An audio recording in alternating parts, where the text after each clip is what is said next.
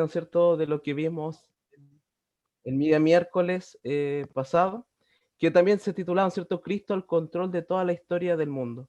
Es interesante, ¿no es cierto?, cuando vemos en Apocalipsis capítulo 2, capítulo 3, como Cristo, ¿no es cierto?, está al control de todo, ¿no es cierto? Él está en medio de los 7 candeleros, en medio de las 7 iglesias, ¿no es cierto? Él controlando, viendo cómo se va desarrollando, ¿no es cierto?, su pueblo a través, ¿no es cierto?, de toda la historia. Y vimos, bueno, dentro de los mensajes de las 7 iglesias, estuvimos viendo el mensaje de Éfeso, Esmirna y Pérgamo. ¿Ustedes se acuerdan, ¿no es cierto?, lo que fuimos viendo durante, a ver si se puede cambiar.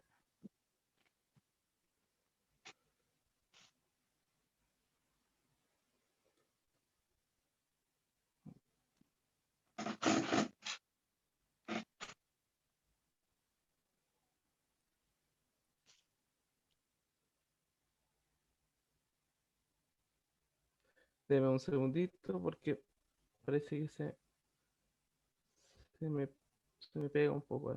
Estos claves de cada mensaje de cada iglesia que nos estamos dando cuenta, primeramente, ¿cierto? Cuando parte por la palabra de Dios, ¿cierto? Parte Cristo hablando, ¿cierto? El que está en medio de los 7 candeleros, el Señor, ¿no es cierto? Da descripciones especiales que Cristo tiene.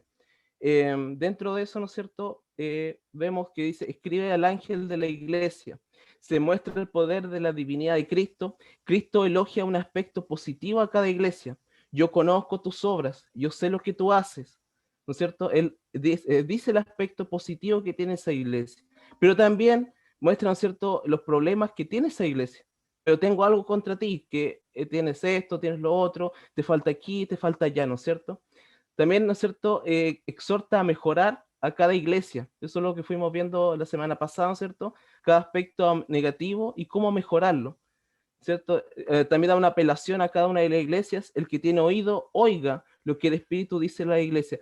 El que escuche este mensaje, ¿no es cierto?, oiga, póngalo en práctica, llamando la atención, ¿no es cierto?, a cada uno de sus hijos. Y al final, Cristo da promesas en cada iglesia a los vencedores si obedecen, ¿no es cierto?, su mensaje. ¿No es cierto? Da una promesa hermosa. Y bueno, estuvimos viendo la iglesia de Éfeso, que después los que no lo pudieron ver durante el miércoles pasado, tengo entendido que está grabado, que está en las redes sociales, la primera parte, pero fuimos viendo, ¿cierto?, el mensaje de Éfeso, que fue la primera iglesia del 31 después de Cristo al 100 después de Cristo, cuando Juan el apóstol muere. Y si vamos avanzando, la iglesia de Esmirna es de donde cuando Juan, el último apóstol, muere, ¿no es cierto?, pasa a una era, ¿no es cierto?, de persecución, y que vamos a ver que 2 o 3 iglesias, ¿no es cierto?, llevan esta época de persecución. Constantino reconoce oficialmente el cristianismo y termina, ¿no es cierto?, esta persecución. Eso lo fuimos viendo, ¿no es cierto? A ver si, ahí. También, ¿no es cierto?, la iglesia de Esmirna, el emperador Diocleciano inicia la persecución, el emperador Constantino reconoce oficialmente el cristianismo y termina, ¿no es cierto?, la persecución. Mensaje a la iglesia de Pérgamo del 313 después de Cristo, de emperador Constantino, ¿cierto? Aquí la iglesia ya se une con el Estado. Empieza a ver, ¿no es cierto?, esta apostasía, esta mezcla que tiene, ¿no es cierto? Y en donde del día sábado, que nosotros sabemos que es el día, eh, uno de los mandamientos que cambia, ¿no es cierto?, esta iglesia que se une con el Estado, es el día de adoración. Por eso es que el día sábado es el sello de Dios, hermano. ¿Por qué? De todos los 10 mandamientos, este mandamiento fue cambiado a un día en específico que también tuvo un propósito. Y nos damos cuenta que cuando pasó al día domingo, el día domingo es el día del sol, al dios sol, que también lo vemos en Babilonia, también en Egipto y muchas, ¿no es cierto?, otras civilizaciones paganas que adoraban este día, el dios sol. Se introduce la idolatría, Roma elimina toda oposición. ¿Y cómo introduce esta idolatría, ¿no es cierto? Empieza a mezclar la mismo tipo de adoración que tenían con los dioses paganos, ahora mezclarlo, ¿no es cierto?, con personajes de la Biblia, ¿no es cierto? La Virgen María, ¿no es cierto? Eh, José y muchos otros más, ¿no es cierto? Los apóstoles, también colocando, ¿no es cierto?, a Pedro como el primer papa, siendo que el Pedro, ¿no es cierto?, él mismo no se hubiera ni siquiera considerado eso, sino que fue un siervo del Señor. Y asimismo vamos viendo, ¿no es cierto?, que empieza la adoración al dios Sol y también la manifestación y la doctrina. Bueno, vamos, ¿no es cierto?, ahora a los mensajes que vamos. Eso lo podemos encontrar, ¿no es cierto?, en Apocalipsis capítulo 2, versículos del 18 al 29. 18 al 29. Que lo pueda tener, lo pueda dar lectura, por favor.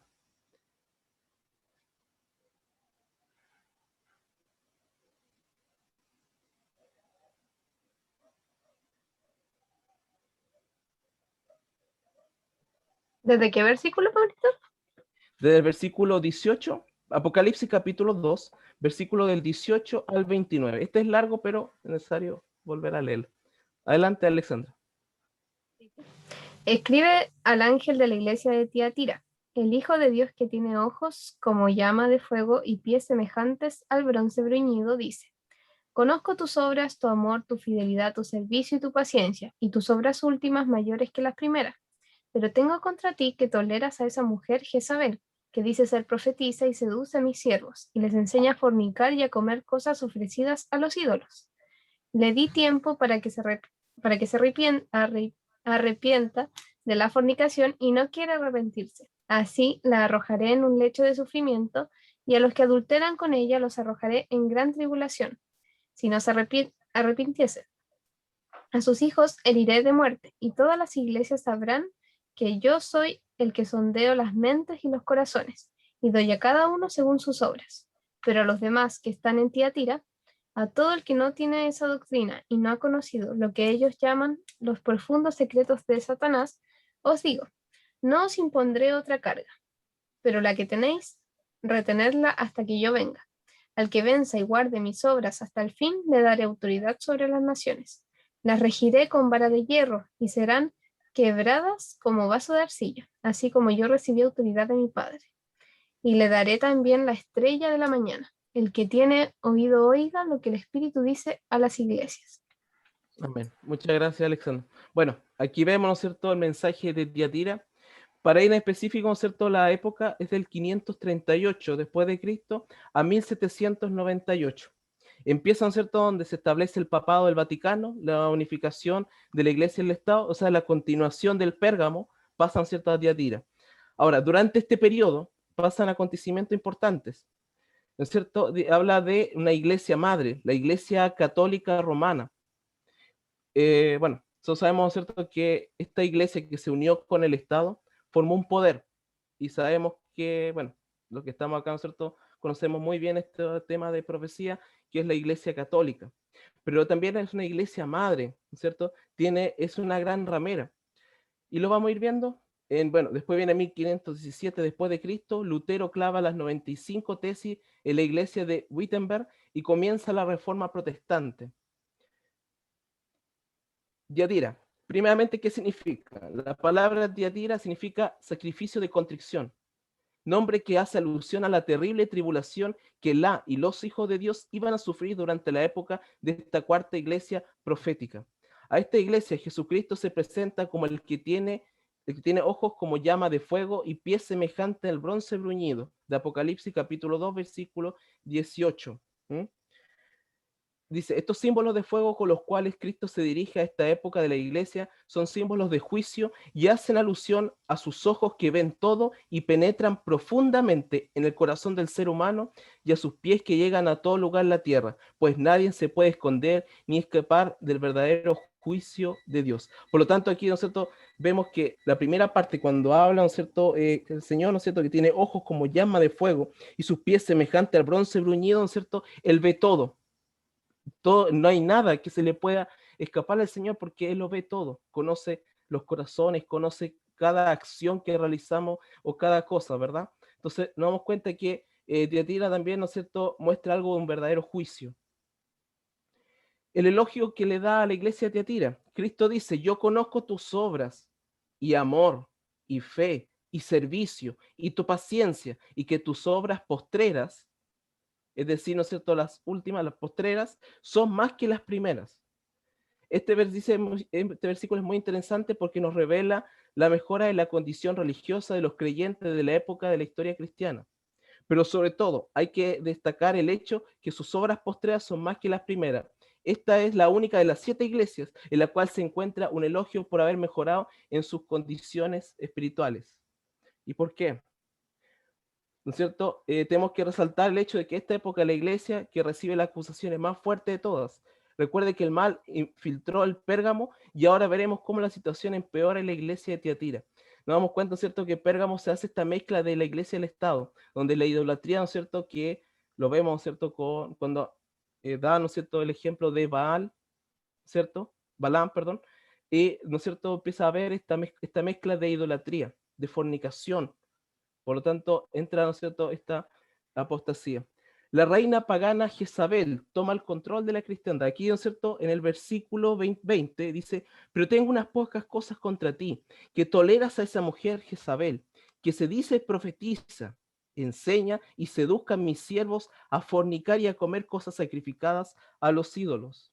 Acá, ¿no es cierto?, damos cuenta que esta hace una representación simbólica, ¿no es cierto?, de Jezabel, y, ¿no es cierto?, dice que enseña y seduce a los siervos y lo hace, ¿no es cierto?, irse a comer cosas sacrificadas a ídolos y a fornicar, ¿no es cierto?, o irse, ser infiel, ¿no es cierto?, a su Dios, ¿no es cierto?, al Dios, e irse ¿no es cierto?, a las costumbres que tenían de manera pagana. Por lo tanto, aquí cuando vemos la fornicación, vemos, ¿cierto?, que comen cosas sacrificadas, este pueblo, ¿no es cierto?, se empieza a alejar gracias, ¿no es cierto?, al símbolo que tiene Jezabel. Tal como Antipas de la iglesia anterior que vimos, ¿cierto?, en Pérgamo, también Jezabel representa una clase de personas.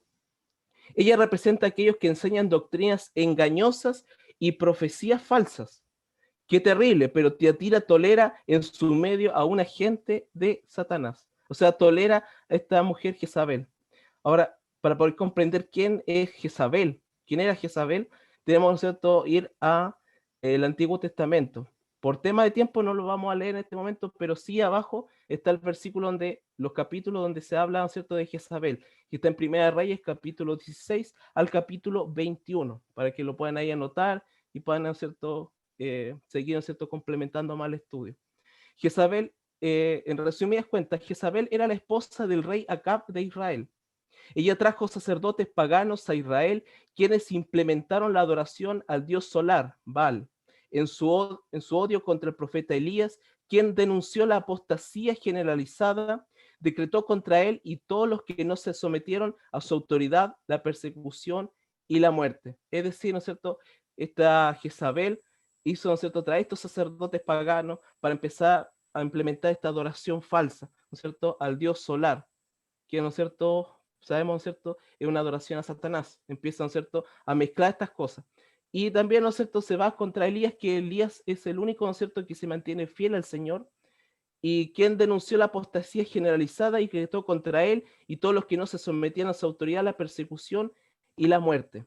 Es decir, Jezabel, que sale, ¿no es cierto?, el mensaje de Tiatira, nos damos cuenta que es un poder, ¿no es cierto?, que hace que las personas vayan a adorar un Dios, un día falso, ¿no es cierto?, a mezclar las cosas paganas, idolátricas, ¿no es cierto?, a fornicar, y lo somete con autoridad.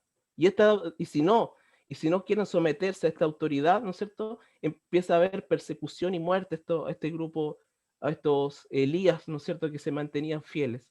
Y que sabemos que en ese tiempo también había un grupo remanente, un grupo fiel, así como fue Elías, ¿no es cierto?, que se mantuvo fiel, ¿no es cierto?, a los principios del Señor, pero también hubo un grupo que también cedió. Entonces, damos cuenta que aquí hay siempre dos grupos y nos vamos a dar cuenta a través de todos los mensajes de la iglesia que siempre va a haber este remanente fiel.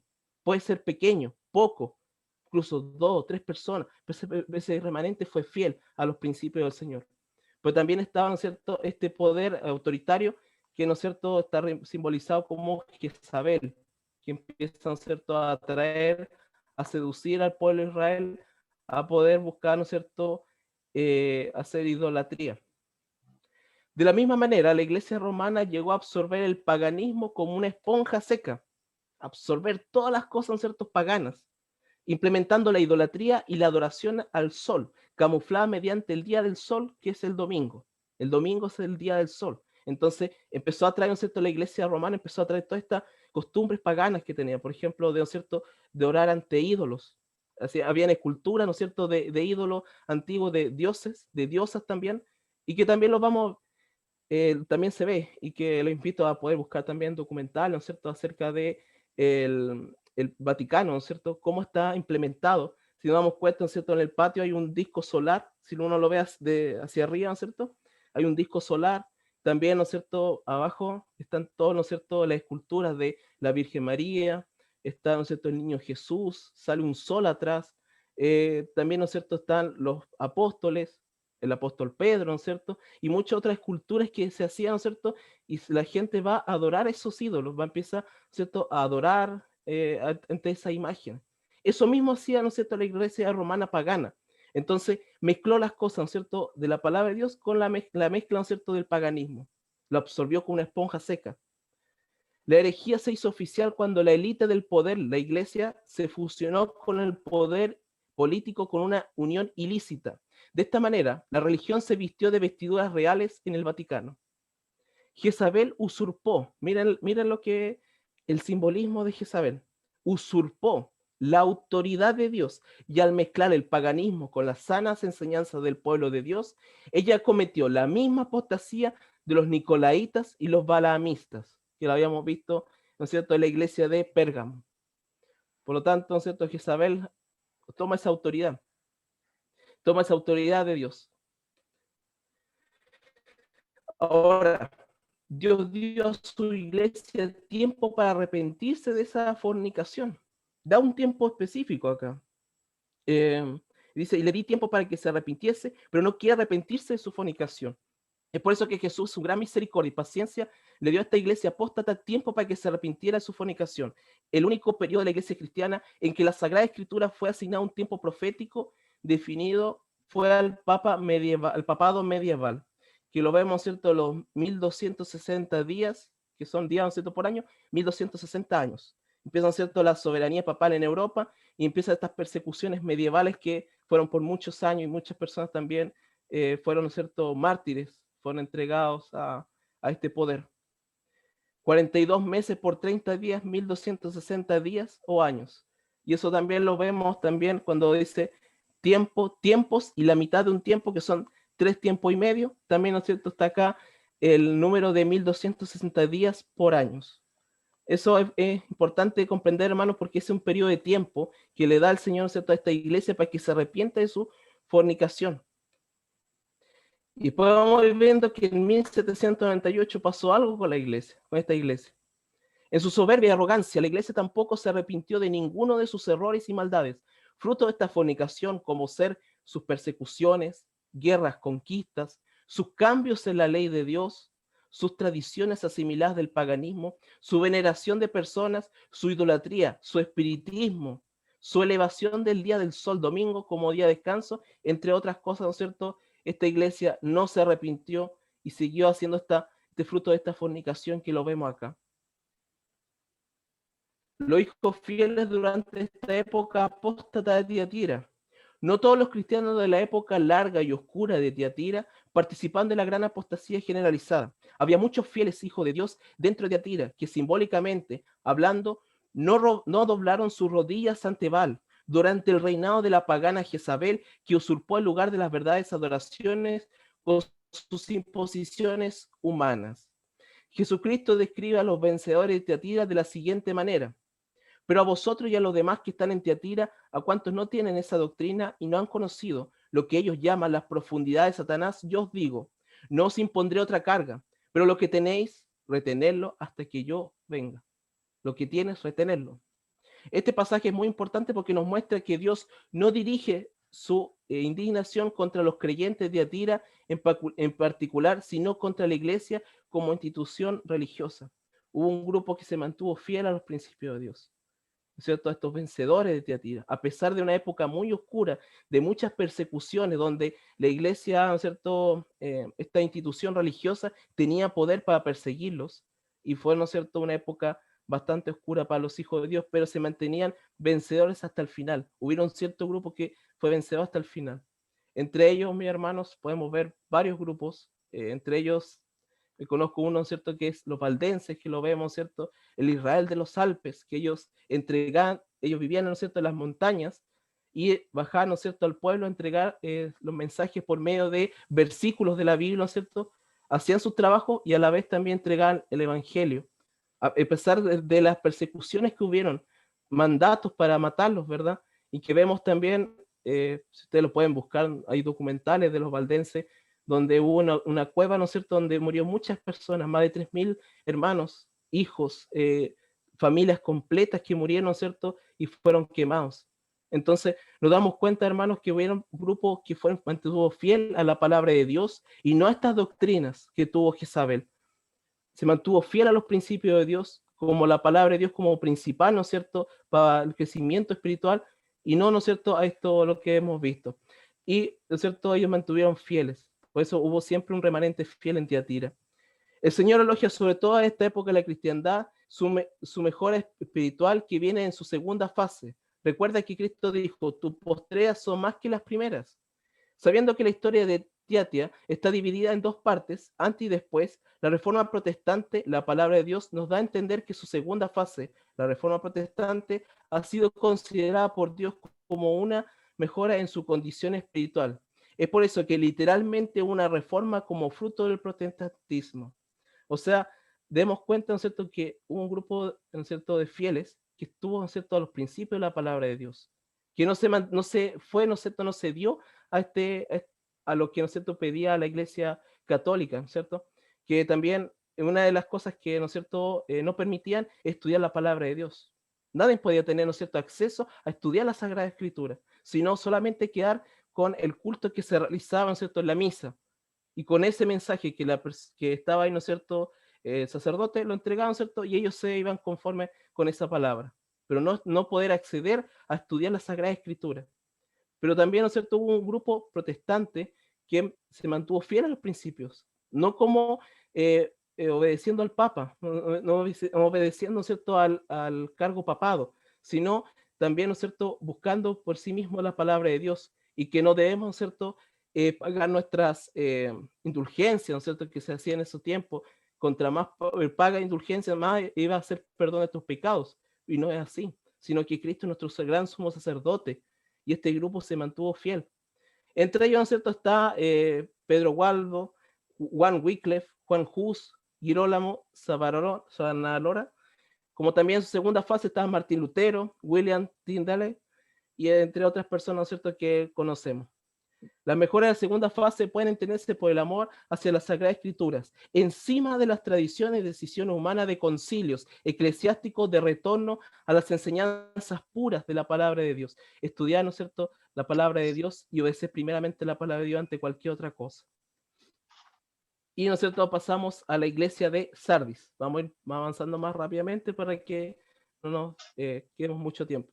La iglesia de Sardis, ¿no es cierto?, tiene que ver del año 1517, cuando Lutero clava hasta las 95 tesis en la iglesia de Wittenberg y comienza la reforma protestante al 1798, que le había dicho, ¿no es cierto?, pongamos atención en esa fecha, porque el general Berthier, ¿no es cierto?, toma preso al Papa Pío VI. Se hace, ¿no es cierto?, esta herida mortal, que lo conocemos también en las profecías, que esta bestia, ¿no es cierto?, tiene una herida mortal. Es decir, esta gran bestia que tenía autoridad para poder perseguir al pueblo de Dios, ¿no es cierto?, a la mujer, nos damos cuenta, ¿no es cierto?, que en 1798 queda, ¿no es cierto?, esta herida mortal, y que fue ya, ¿no es cierto?, profetizado por la palabra de Dios. Por lo tanto, aquí el Papa, ¿no es cierto?, pierde su poder, porque no toma, ¿no es cierto?, preso. Sardis, la quinta iglesia del Apocalipsis, se encontraba a 60 kilómetros al sur de Tiatira. Era una ciudad en dos niveles. Originalmente se encontraba sobre una meseta, pero luego se extendió a las pendientes y hacia los valles inferiores. La topografía de esta iglesia profética simboliza su decadencia, que sirve de ejemplo para representar su pasado glorioso, su presente desdichado. ¿Por qué esto, hermanos? El mensaje de Sardis, nos damos cuenta que esta iglesia, ¿no es cierto?, protestante, que empezó a surgir, ¿no es cierto?, que empezó a estudiar la palabra de Dios, que a no obedecer el papado, y se encontra el papado, ¿no es cierto?, esta iglesia protestante después le pasa algo en esta iglesia de Sardis. La iglesia de la Reforma, siendo la segunda fase de Tiatira, aquella iglesia de la cual Cristo dijo a sus hijos, heriré de muerte, y que ahora es descrita con palabras similares, tiene nombre de que vives y está muerto. Y para ello, ¿no es cierto?, los invito a poder estudiar a leer la iglesia de Sardis, que está en Apocalipsis capítulo 3, versículos del 1 al 6. Si hay alguien que lo pueda dar lectura, le agradecería podamos leerlo. La iglesia de Sardis, Apocalipsis capítulo 3, versículos del 1 al 6. ¿Lo leo? Dice, Adelante, Mario. escribe al ángel de la iglesia en Sardis, el que tiene los 7 espíritus de Dios y las 7 estrellas, dice esto: yo conozco tus obras, que tienes nombre de que vives y estás muerto. Sé vigilante y confirma las otras cosas que están para morir, porque no he hallado tus obras bien acabadas delante de Dios. Acuérdate, pues, de lo que has recibido y oído, guárdalo y arrepiéntete. Pues si no verás, vendré sobre ti como ladrón y no sabrás a qué hora vendré sobre ti. Pero tienes unas pocas personas en Sardis que no han manchado sus vestiduras y andarán conmigo en vestiduras blancas, porque son dignas. El vencedor será vestido de vestiduras blancas, y no borraré su nombre del libro de la vida, y confesaré su nombre delante de mi Padre y delante de sus ángeles. El que tiene oído, oiga lo que el Espíritu dice a las iglesias. Amén. Muchas gracias, mi hermano. Entonces vemos en la iglesia de Sardis, ¿no es cierto?, que hay una segunda fase de Tiatira que se mantiene acá. Pero pasa algo con esta iglesia de Sardis. Esta iglesia protestante que había tenido poder, ¿no es cierto? Y que acá vemos, dice, yo sé tus obras, que tienes nombre de que vives. Esta iglesia, ¿no es cierto?, protestante, tiene nombre que vive, pero estás muerto. ¿Qué le pasa a esta reforma protestante? Aquí nos damos cuenta, ¿no es cierto?, que la reforma protestante vivió un momento muy difícil. ¿Por qué? La reforma protestante se quedó con haber estudiado que somos salvos, ¿no es cierto?, por la fe, y se quedó solamente con eso. No siguió continuando estudiando la palabra de Dios, indagando más, sino se quedó con ese mensaje, ¿no es cierto?, que era protestante, pero que ahora se transformó, ¿no es cierto?, a ser estricta, ¿no es cierto?, y a desviarse principalmente. Su primera fase experimentó el inicio del movimiento de la Reforma Protestante, en el cual el cristianismo volvió a sus fuentes. En esta fase inicial reinaba la búsqueda de la verdad y el mensaje original de la Biblia fue redescubierto. De esta manera, Sardis estaba simbólicamente en una posición elevada. Ese era el momento de resplandor inicial, en el cual las personas obtuvieron acceso directo a los documentos bíblicos, a suprimir las barreras del sacerdote y de la tradición. En esa época se realizaron las traducciones de la palabra de Dios en diferentes idiomas contemporáneos como el alemán y el inglés. Para los protestantes, el estudio de las Sagradas Escrituras pudo darse directamente en sus idiomas sin el impedimento del Imperio Romano. Desafortunadamente, el catolicismo siguió prohibiendo a sus seguidores la tendencia y traducción de la Biblia, manteniendo sus liturgias en latín hasta el Segundo Concilio Vaticano en 1960. Es decir, esta iglesia reforma protestante tuvo, ¿no es cierto?, la posibilidad de poder traducir la palabra de Dios, estos documentos bíblicos, ¿no es cierto?, en las traducciones que ellos manejaban muy bien, que era el alemán y el inglés. Entonces se podía tener esta traducción. Sin embargo, ¿no es cierto?, la iglesia, ¿no es cierto?, católica aún así prohibía, ¿no es cierto?, poder tener acceder a la palabra de Dios y estudiarlo personalmente. La reforma luterana era un nuevo punto de partida para la cristiandad. Como nunca antes, millones de personas se gozaron por un tiempo de un concepto bastante claro de un Dios lleno de gracia. El salvo es justo por la fe fue su nueva convicción generalizada. Sola escritura fue su lema, y la identificación del papado del Vaticano como sistema del anticristo unía a todos los protestantes. Durante este periodo inicial, la educación mejoró mucho. Los reformadores querían que todos sepan leer y escribir y de esta manera comprender por sí mismos la palabra de Dios. Los padres de familia hicieron del culto familiar dentro de su hogar una norma. En esa época inicial utilizaron grandes sumas de dinero para ayudar a los pobres, dineros que antes se utilizaban para pagar interminables misas para los muertos. Pero entonces ocurrió algo parecido a lo que sucedió en la época de la iglesia apostólica de Éfeso. Es decir, esta iglesia protestante al comienzo fue, ¿no es cierto?, aquí se tiene el nombre de que vives, ¿no es cierto? Empieza a buscar, ¿no es cierto?, a estudiar la palabra de Dios como algo principal en, ¿no es cierto?, los cultos familiares, es decir, poder acceder a la palabra de Dios, a poder estudiar personalmente. Y, ¿no es cierto?, el salvo es justo por la fe. Pero había una parte que ¿no es cierto?, esta reforma protestante no lo había comprendido aún, que, ¿no es cierto?, somos salvos por fe, pero también, ¿no es cierto?, va tomado de la mano de las obras. Entonces, ellos habían quedado solamente por la primera parte, son salvos por fe nomás. Y de ahí no avanzaron más, no siguieron progresando a estudiar más, sino que dieron el puntapié inicial, pero no continuaron después. Pero entonces ocurrió algo parecido a lo que sucedió en la época de apostólica de Éfeso, cuando habíamos visto, ¿no es cierto?, que, ¿no es cierto?, hacían sus obras, su arduo trabajo, pero se habían olvidado del primer amor, la primera relación que tiene uno con el Señor, de aceptarlo, ese amor gigante, ¿no es cierto?, que uno va creciendo al buscar al Señor por medio de la comunión, estaban perdiéndolo. Y esta iglesia también, como al igual que la iglesia de Éfeso, estaba perdiéndose porque se había alejado del primer amor y empeoró drásticamente su condición espiritual. Se fue quedando. Sardis empezó a morir espiritualmente. Jesús dijo respecto a la segunda fase de Sardis: yo conozco tus obras de que vives y estás muerto. De este gran reavivamiento espiritual vino la trágica muerte espiritual, acompañada por la decadencia y la apostasía. La condición de Sardis se estancó, miren, en su autosuficiencia. Se sentían autosuficientes, sentían ya, ¿no es cierto?, que habían buscado ya todo completamente. No buscaban más la palabra de Dios, ¿no es cierto?, por sí mismos, no seguían indagando, buscando, sino que se habían quedado con los que la salvación es por fe y ahí el resto quedó ahí. Entonces no fueron buscando más allá. Y la condición, ¿no es cierto?, de esta iglesia empezó a morir espiritualmente porque este gran reavivamiento se empezó a estancar y se estancó por su autosuficiencia. Lo mismo que, ¿no es cierto?, esta reforma protestante, ¿no es cierto?, alegaba de esta iglesia, ¿no es cierto?, con el Estado, ¿no es cierto?, que es la iglesia católica. Ahora ellos mismos pasaron a hacer lo mismo que hacían la iglesia católica. ¿No es cierto?, una iglesia estancada, se sentían suficientes, se sentían, ¿no es cierto?, rígida, firme, pero rígida. Se habían, ¿no es cierto?, estaba empezando a morir espiritualmente. Y ustedes saben, mis hermanos, que para poder buscar al Señor, ¿no es cierto?, tienen que ser diariamente, cada día, no quedarse con una parte y después dejarlo botado de lado. Entonces, esto es lo que le pasó realmente a Sardis, que, ¿no es cierto?, la reforma protestante se olvidó de la fuente de la verdad y creyó la misma clase de errores y habían criticado de la iglesia madre. Y aquí nos damos cuenta, ¿cierto?, que está proféticamente que la iglesia católica no fue solamente un solo poder, sino que fue también una iglesia madre. Y cuando habla de una iglesia madre, también tiene a sus otras hijas de iglesia, ¿no es cierto?, sus hijas. Y estas iglesias, ¿no es cierto?, fueron a formar, ¿no es cierto?, parte de esta fornicación apocalíptica.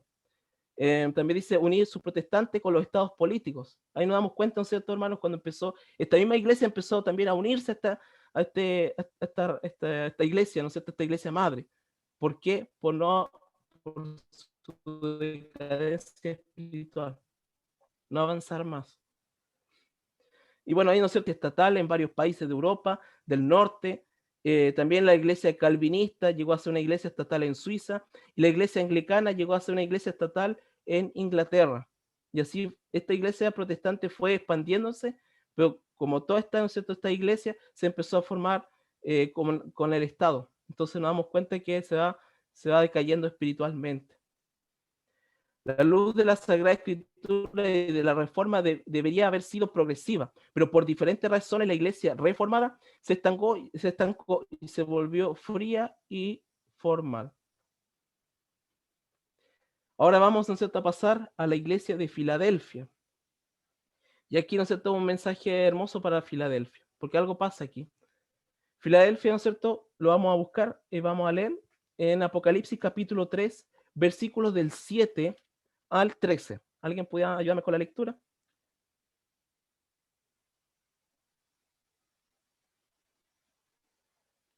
Apocalipsis capítulo 3, versículos del 7 al 13.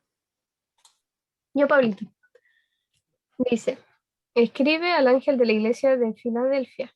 Esto dice el santo, el verdadero, el que tiene la llave de David, el que abre y ninguno cierra, y cierra y ninguno abre. Conozco tus obras, he abierto ante ti una puerta que nadie puede cerrar, porque aunque tienes poca fuerza, has guardado mi palabra y no has negado mi nombre. Yo te entrego de la sinagoga de Satanás a los que dicen ser judíos y no lo son, sino que mienten. Los obligaré a que vengan y se postren a tus pies, y sepan que yo te he amado. Por cuanto guardaste la palabra de mi paciencia, yo también te guardaré de la hora de prueba que vendrá en todo el mundo para probar a los que habitan en la tierra. Yo vengo pronto, retén lo que tienes, para que ninguno tome tu corona. Al que venza lo haré columna en el santuario de mi Dios, y nunca más saldrá fuera. Escribiré sobre él el nombre de mi Dios, el nombre de la ciudad de mi Dios, la nueva Jerusalén, que desciende del cielo, enviada por mi Dios, mi nuevo nombre. El que tiene oído, oiga lo que el Espíritu dice de las iglesias, a las iglesias. Amén. Muchas gracias, Alexander. Bueno, ahí nosotros pasamos a la iglesia de Filadelfia para entrar más, ¿cierto?, en contexto de cómo era la iglesia de Filadelfia. Era la sexta iglesia del Apocalipsis y estaba ubicada a 60 kilómetros al este de Sardis. Esta ciudad tuvo diferentes nombres a lo largo de la historia, como Neo, Césara y Flavia, pero su nombre más significativo, con el cual la palabra de Dios lo presenta, es Filadelfia, que significa amor fraternal. Amor fraternal. Jesucristo expresa los siguientes elogios acerca de Filadelfia: has guardado mi palabra y no has negado mi nombre. De esta manera los escogidos de Filadelfia caminan en los pasos del remanente de Sardis. Recuerda que acerca de ellos decía Cristo, guárdalos, y además destaca que no negaron su nombre, pues Cristo dijo que iba a confesar el nombre de ellos delante de su Padre. Y para poder hacer eso, el remanente de Sardis tuvo que haber estado firme y sin negar el nombre de Cristo. O sea, este grupo remanente que se mantuvo, ¿no es cierto?, en Sardis, continuó, ¿no es cierto?, para Filadelfia. Y aquí nos damos cuenta un hermoso nombre: Filadelfia, amor fraternal. Filadelfia es la única de las 7 iglesias del Apocalipsis que solo recibe elogios de parte de Jesucristo. ¿No es cierto? Acá nos damos cuenta que no hay, ¿no es cierto?, que una crítica de parte de Dios, ¿no es cierto? De esta manera, Filadelfia está en las mejores condiciones que las iglesias anteriores. 2 veces Cristo repite esta iglesia: ha guardado su palabra, ha guardado su palabra. La época de la iglesia correspondiente a Filadelfia experimentaría una renovación del espíritu y del entusiasmo y celo que lo hacía semejante a la misma época inicial del cristianismo. Recuerde que Filadelfia significa amor fraternal. Eso es lo que la iglesia apostólica de Éfeso había experimentado en su primera fase, en sus comienzos, antes de dejar ese su primer amor. Ahora el periodo histórico de la iglesia perteneciente a Filadelfia experimenta un tiempo de reavivamiento entre Dios y su pueblo. Es decir, esta iglesia empieza, ¿no es cierto?, a experimentar este primer amor. Empiezan, ¿no es cierto?, a buscar, a renovar el espíritu, ¿no es cierto?, a tener celo, a buscar la palabra de Dios e indagar. Entonces nos damos cuenta, ¿no es cierto?, que esta iglesia empieza de nuevo a recomenzar otra vez, a reavivarse. Su periodo histórico abarcó del inicio del tiempo del fin, en 1798, hasta el inicio del juicio celestial en 1844, que nosotros conocemos en esa fecha, ¿no es cierto? Sabemos, gracias al contexto de las iglesias anteriores y hecho de que la descripción de esta iglesia, la hora de la prueba que ha de venir sobre el mundo entero para probar los que moran sobre la tierra, está aún en el futuro. La confirmación de esta declaración se encuentra en el hecho de que Jesucristo presenta la siguiente iglesia profética, la Odisea, la séptima y la última, como la iglesia del juicio, como veremos en los siguientes temas. Empieza a haber un despertar, un reavivamiento evangélico, un reavivamiento, ¿cierto?, de buscar la palabra de Dios. No solamente de buscarlo, no solamente de llevar, ¿no es cierto?, este mensaje a otros lugares, a otras partes, a fundar iglesias. Y entre esas personas, ¿cierto?, que fueron importantes en su tiempo, que también son distintos tipos de iglesias evangélicas, es la iglesia metodista, que fue, ¿no es cierto?, su fundador, John Wesley. Trabajó en reformar la iglesia de Inglaterra y esparcir por el país la santidad espiritual. George Winterfeld contribuyó grandemente en el gran despertar de Nueva Inglaterra y se reavivaron espiritualmente las iglesias congregacionalistas presbiterianas, lo que condujo también a la formación de la iglesia bautista. ¿Se dan cuenta, hermanos, que hubieron personas que fueron fundadores en esa iglesia y que también fueron esparciendo este mensaje espiritual, ¿cierto?, a poder reavivarlos espiritualmente, porque estaban muriendo, como lo habíamos visto en Sardis, pero también fueron esparciendo este mensaje. Los bautistas son evangélicos en sus conceptos, con fuerte énfasis en la necesidad de entrega personal a Cristo y experiencia también individual de su gracia. Incluso la Francia católica hubo un gran resurgimiento de la piedad Los cristianos reaccionaron contra el ateísmo de la Revolución Francesa. Y en esta Revolución Francesa sabemos que por el general Berthier, ¿no es cierto?, tomó preso, ¿no es cierto?, al Papa Pío VI. Ahí, ¿no es cierto?, empieza esa herida mortal que fue enviada, ¿no es cierto?, a esta bestia. Ya perdió, ¿no es cierto?, su poderío que tenía en el tiempo de Sardis. Empieza a ver, ¿no es cierto?, las sociedades misioneras. El pastor laico bautista William Carey fue en 1793 como misionero de Inglaterra a la India, pero antes de partir organizó la Sociedad Misionera Bautista. 3 años después se organizó la Sociedad Misionera Inter-Iglesias en Londres y otros 2 años después la Sociedad Misionera en Holanda, después también la de Berlín, Alemania. Y así, ¿no es cierto?, empezó a surgir, ¿no es cierto?, la idea de promover la palabra de Dios a bajo costo a todo el mundo. O sea, la predicación del Evangelio. La palabra de Dios debía ser entregada a muchas partes, que las personas podían estudiar en sí mismos la palabra de Dios, que en ese tiempo lo tenían prohibido. Prohibido el acceso a tener la palabra de Dios en sus manos y poder estudiarlo personalmente. Entonces, este reavivamiento que hay en Filadelfia empieza a ver, ¿no es cierto?, esa entrega bíblica a todas las personas, por todas partes del mundo, a todos los lugares, ¿no es cierto?, que en ese tiempo estas sociedades británicas, también americanas, se fue entregando el mensaje. Hoy en día hay más de 140 sociedades bíblicas en más de 200 países del mundo que están organizadas bajo el techo de las sociedades bíblicas unidas que si buscamos, ¿cierto?, muchas de nuestras, la palabra de Dios, al principio, ¿no es cierto?, dice Sociedades Bíblicas Unidas, el impreso en sí. Tremendo interés por la profecía de la Biblia. En esta época se presentó un enorme interés por conocer y entender las profecías de las Sagradas Escrituras en muchas iglesias y denominaciones cristianas. Se empezó a estudiar la palabra de Dios, las profecías, cada cosa, indagar. Y también, ¿no es cierto?, como decía, bueno, en el libro profético de Daniel, fue abierto el conocimiento humano, ¿cierto? La ciencia aumentará. Entonces esta ciencia, ¿no es cierto?, de estudiar la palabra de Dios empezó a aumentar. Empezaron a buscar por sí mismos las profecías, cada parte de la palabra de Dios. Y la cercanía del retorno de Cristo. A esta iglesia Jesucristo presenta su retorno con mayor énfasis que los mensajes procedentes de las otras iglesias. A Filadelfia, Cristo anuncia su cercanía y la proximidad de su retorno diciendo, he aquí yo vengo pronto, como dice Apocalipsis 3, versículo 11. Hay un despertar religioso relacionado a la proclamación del cercano retorno de Jesucristo. Recuerda que Filadelfia tiene un tormentoso pasado de terremotos espirituales, como lo hemos visto en las iglesias anteriores, que sacudieron al mundo cristiano durante siglos, dejándolo lleno de cicatrices y tierra quemada. Ahora es tiempo para un nuevo nombre, un nuevo enfoque, un nuevo carácter, una nueva misión, con el testimonio visible al mundo del despertar religioso y del cercano misionero. Incluso los enemigos de la iglesia reconocieron su condición como amados de Dios. También, ¿no es cierto?, esta iglesia tenía sus enemigos que lo vemos también, ¿no es cierto?, que empiezan a buscarlos también, a perseguirlos, para que no se proclamara este mensaje, que no se llegara a cabo, y Satanás lo utiliza por medio de ellos. Entonces, damos cuenta que este grupo empezó a hacer este despertar entre la propagación, ¿no es cierto?, de la palabra de Dios, de poder estudiarlo, de poder formar estas iglesias. Y ya bueno, y acá pasamos, ¿cierto?, a la mensaje de la Odisea.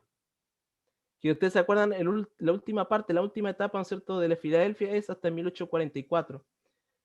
Este despertar religioso hizo que muchos hermanos, muchas personas en ese tiempo buscaran la palabra de Dios, indagaran las profecías.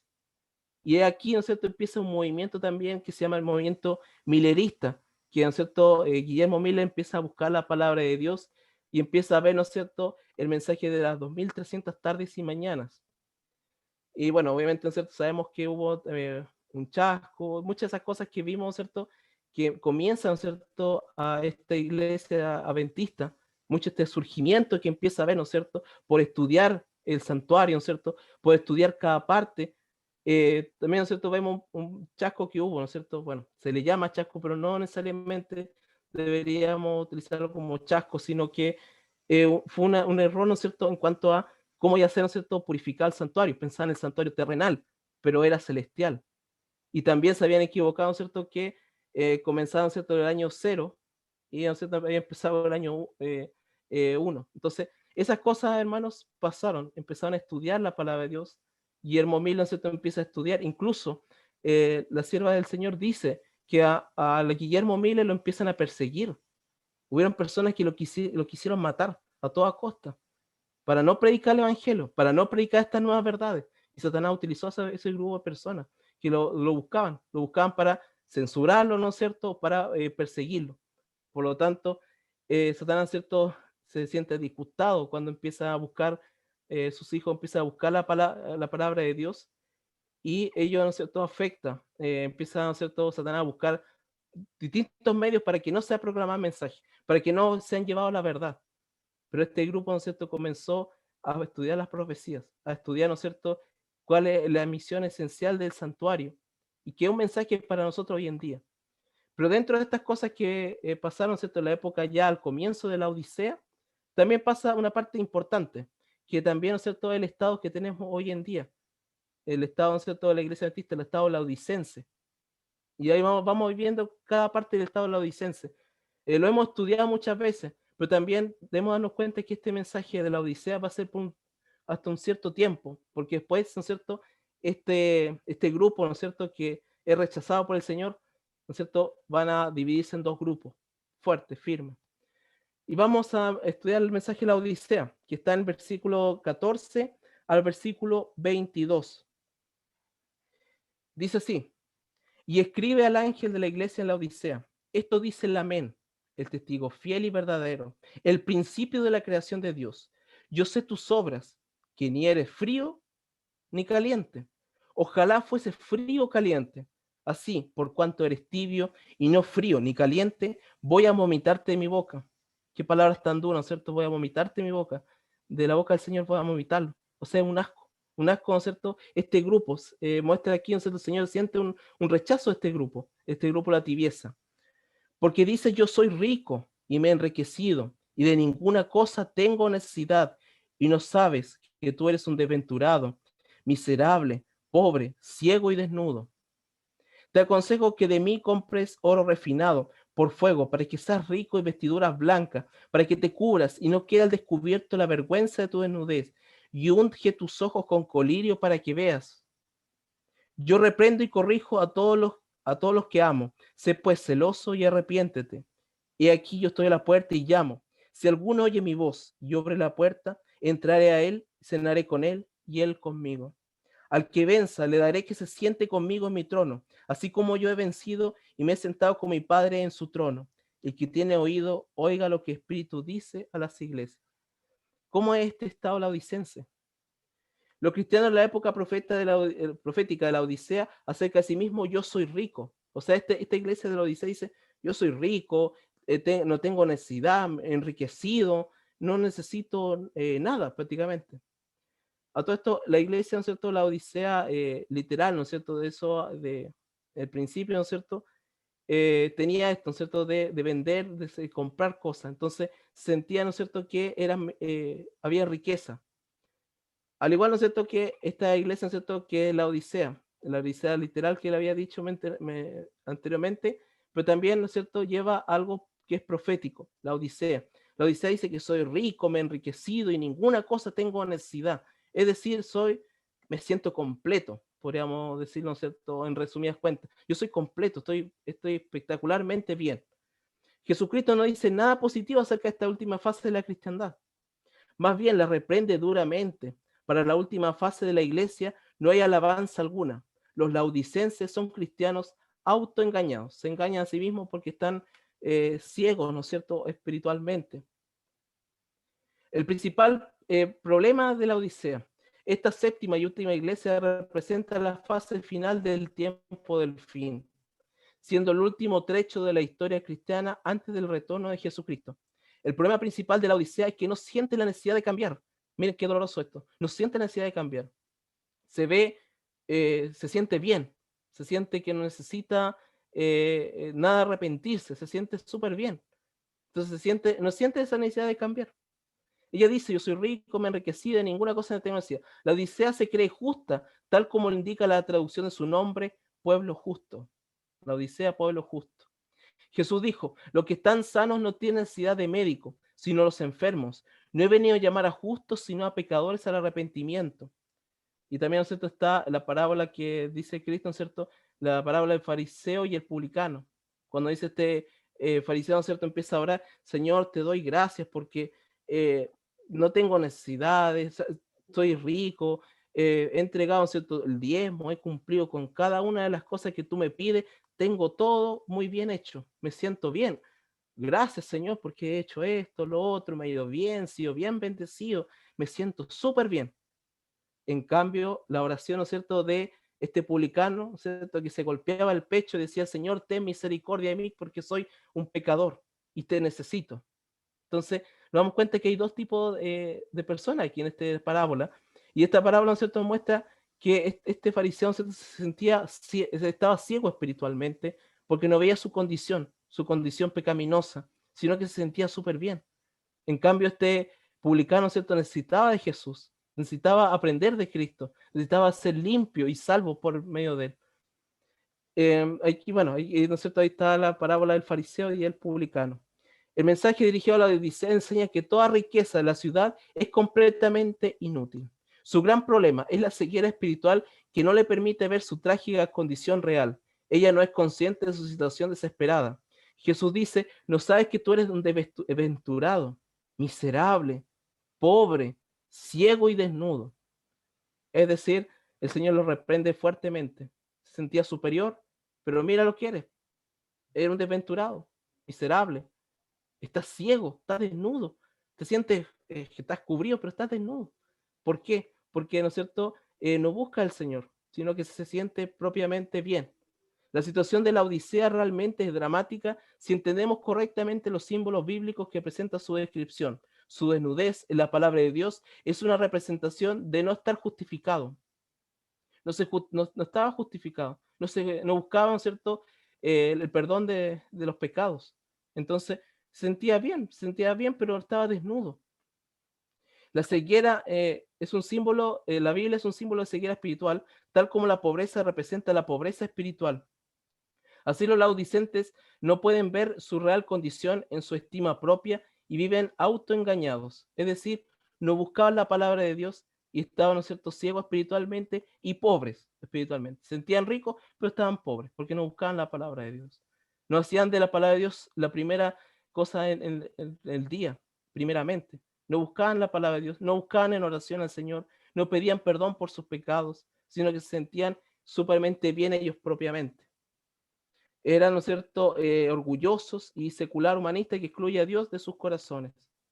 Entonces, el principal problema de la Odisea es su ignorancia respecto a su condición y su indiferencia. Estaban ciegos, no se veían bien exactamente, eran, ¿no es cierto?, ciegos a su condición. Solo la verdadera agua de vida que ofrece Jesucristo es eterna y puede saciar la sed de aquel que reconoce su necesidad.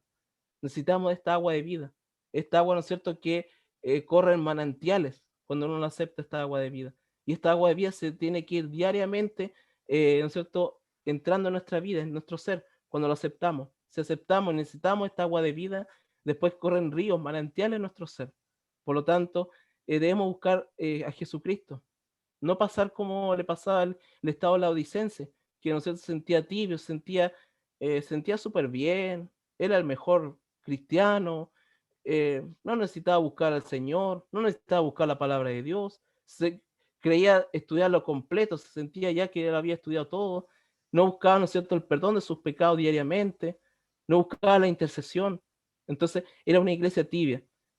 Y dense cuenta, hermanos, es que hay tres, ¿no es cierto?, hay tres condiciones: frío, tibio y caliente. Y de los tres, el que dice el Señor, ¿no es cierto?, que lo vomitaré, una repugnancia, era esta tibieza. Ni siquiera ni el frío ni el caliente. Ya vamos a dar cuenta por qué.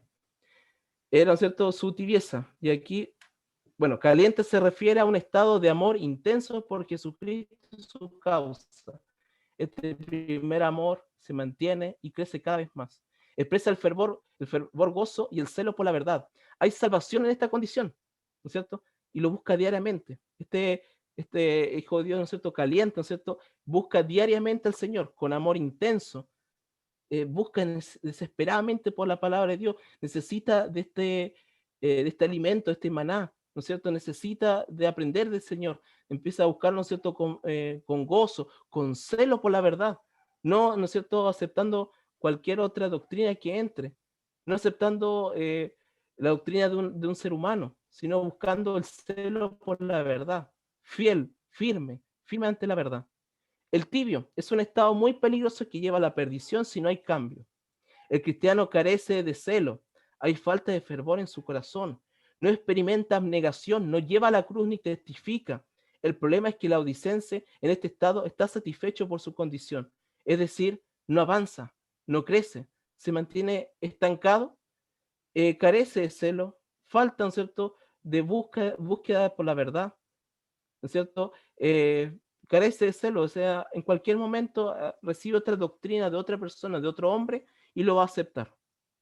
Va a aceptar cualquier cosa que digan, él lo va a aceptar. Es decir, no busca, es la verdad, y la verdad está en la palabra de Dios. Pero esa búsqueda es personalmente. Y este tibio no lo busca. Entonces es muy peligroso y lleva a la perdición, porque en cualquier momento es como una arena movediza que en cualquier momento se desintegra completamente. Va en busca, ¿no es cierto?, de otras cosas, ¿no es cierto?, que empieza a ver, y, ¿no es cierto?, un día es cristiano y un día busca las cosas del mundo. Un día, ¿no es cierto?, busca la palabra de Dios, otro día busca la doctrina de los hombres y los mezcla incluso, porque eso es lo que produce la tibieza. La peligrosa mezcla de perdición. Los laodicenses mezclan las cosas de Dios con las cosas del mundo. Dedican tiempo para Dios y tiempo para las cosas malas del mundo. Es decir, un pie con el Señor y un pie con el otro grupo del mundo.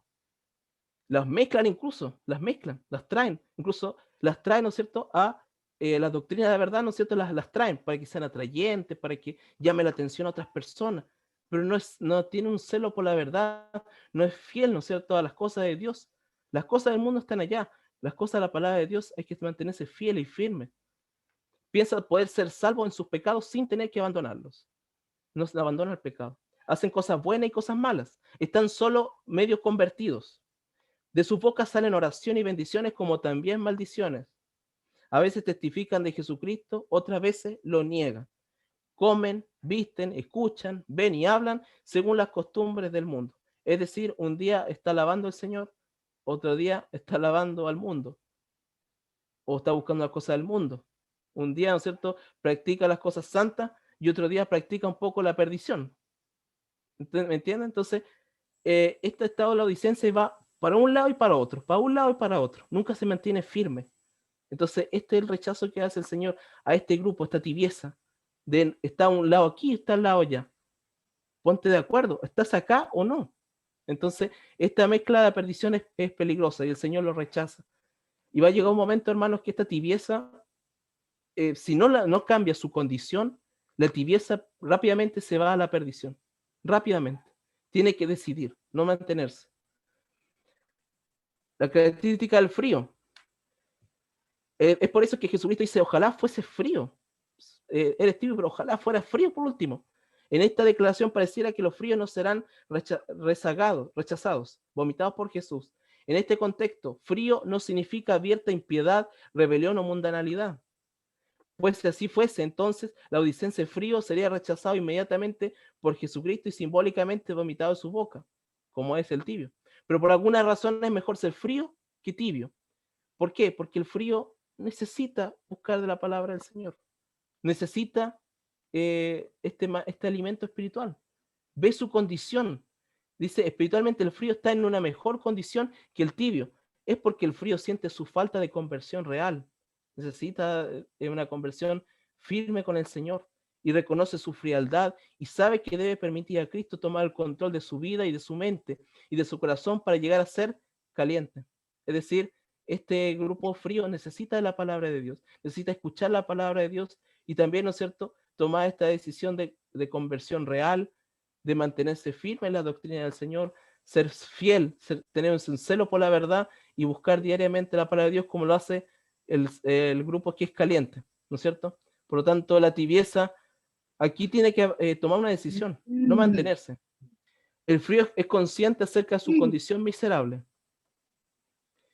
Y bueno, también, ¿no es cierto?, todas las cosas que el Señor nos recomienda, ¿no es cierto?, para no estar tibios. Entre esas cosas, ¿cierto?, es oro refinado en fuego para que seas rico. Para que el oro sea refinado en fuego, tiene que pasar tribulaciones muchas veces. Para que te convierta en un oro, para que yo me convierta en un oro, para que los hijos de Dios se conviertan en este oro, tiene que ser refinado en fuego. ¿Y el fuego cuál es? Son las pruebas, los momentos difíciles. Dios desea que obtengamos de él la riqueza espiritual.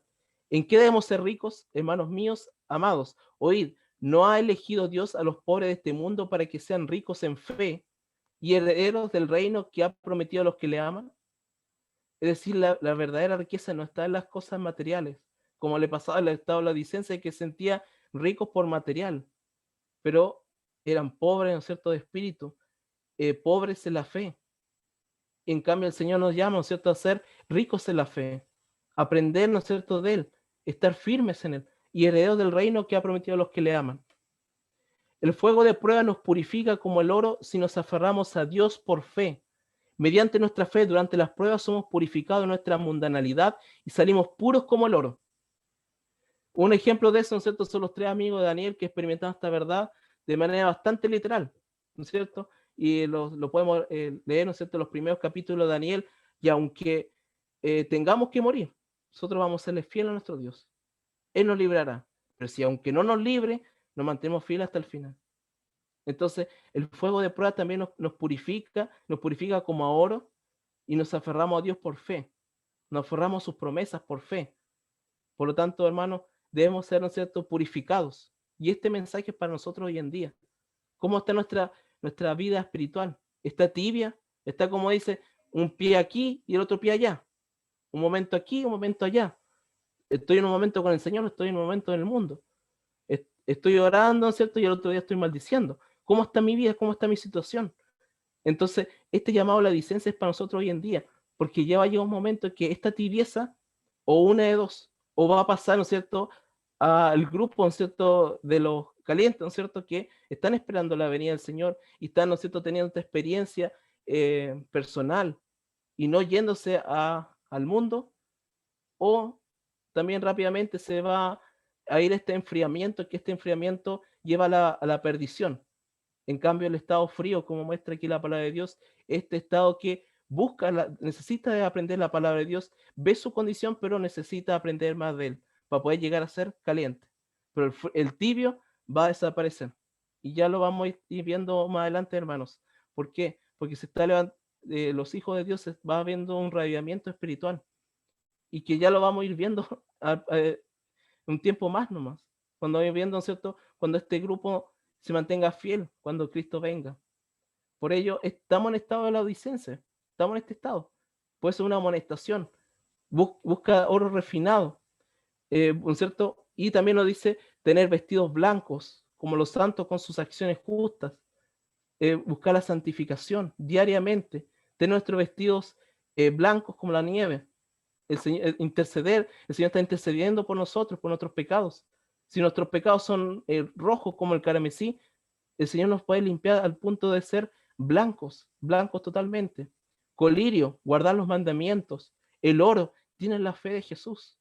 Es decir, este grupo, ¿no es cierto?, que dice en Apocalipsis, bienaventurados, ¿no es cierto?, los que perseveran, ¿no es cierto?, los que guardan los mandamientos y tienen la fe de Jesús. Ese grupo se va a mantener hasta el último momento fiel. Y así nos damos cuenta, mis hermanos, que estamos a través de toda la historia, ¿no es cierto? Vemos que siempre hubo un remanente fiel. En los momentos más oscuros, en los momentos donde hubo idolatría, donde se mezcló la verdad con la idolatría pagana, se mantuvo un grupo fiel. Aunque hubo una reforma protestante, ¿no es cierto? Se empezó a comenzar a volver a levantarse, a estudiar la palabra de Dios, se estancó, pero hubo otro grupo que se mantuvo y continuó, ¿cierto? En la iglesia de Filadelfia, el amor fraternal se mantuvo un grupo remanente. Y al final del mensaje, ¿no es cierto?, de la Odisea, está esta misión que hace la Odisea, que, ¿no es cierto?, es el mensaje de las 2300 tardes y mañanas de la purificación del santuario. En este momento, ¿cierto?, está en una época de juicio, donde el Señor, ¿no es cierto?, está intercediendo por nosotros.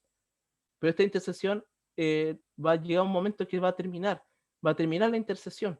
Y debemos estar, ¿no es cierto?, aprobados, ¿no es cierto?, aprobados por el Señor para, ¿no es cierto?, para poder esperarlo.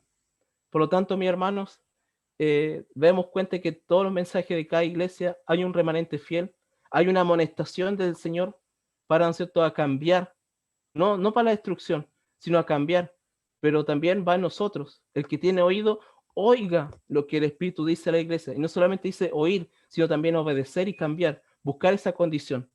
Por lo tanto, mis hermanos, es el mensaje, ¿no es cierto? La segunda parte del tema del mensaje de las 7 iglesias, donde vemos que Cristo está a través de la historia. Incitamos, ¿cierto?, a aprender más del Señor, mantenernos fieles para cuando Cristo venga. Cristo viene, debemos prepararnos para el encuentro con nuestro Señor, mantenernos fieles hasta el último momento. Que el Señor les bendiga.